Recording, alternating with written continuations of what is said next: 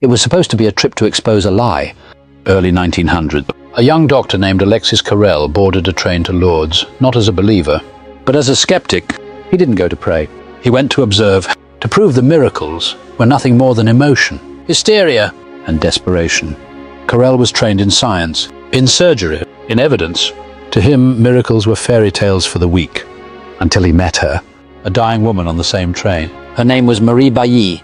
She was suffering from a horrific disease, tuberculous peritonitis, a deadly infection that destroys the abdomen from the inside.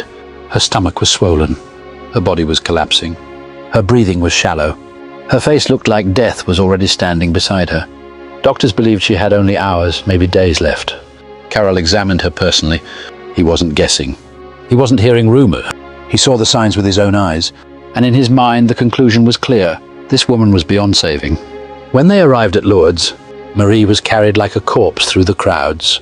The sick lined the street. The air was thick with prayer. The grotto stood silent. Carrel watched everything closely, looking for tricks, looking for exaggeration, looking for anything except God. Marie was brought near the spring.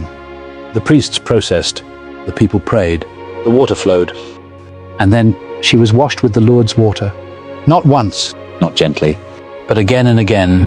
Water over her face, water over her body, water over the place where the disease was killing her. At first, nothing happened. No thunder, no flash of light, no dramatic collapse of the crowd, just prayer and silence. Carrel felt relieved. He thought, of course, nothing happens. Then Marie's breathing changed. Her chest rose deeper.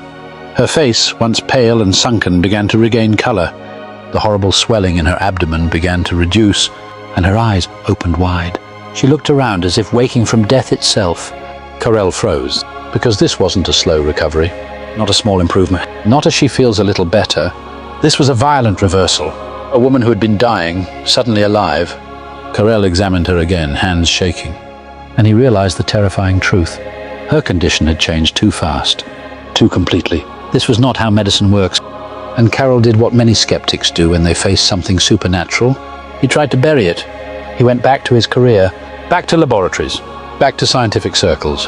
And when people asked about Lourdes, he avoided the story, because in the world he lived in, admitting a miracle could destroy his reputation.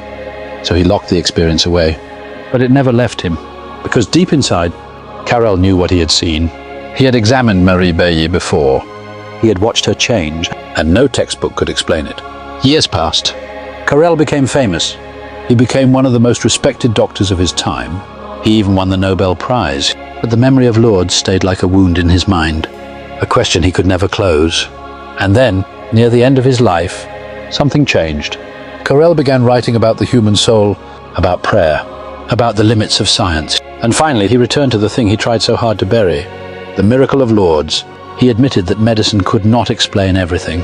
In his final years, Carrel moved closer to faith. He spoke of God, he spoke of grace, and according to those near him, he died no longer as the man who came to Lourdes to disprove miracles, but as a man who finally understood. He had witnessed one, because Our Lady of Lourdes didn't just heal Marie Bailly, it shattered a skeptic's certainty.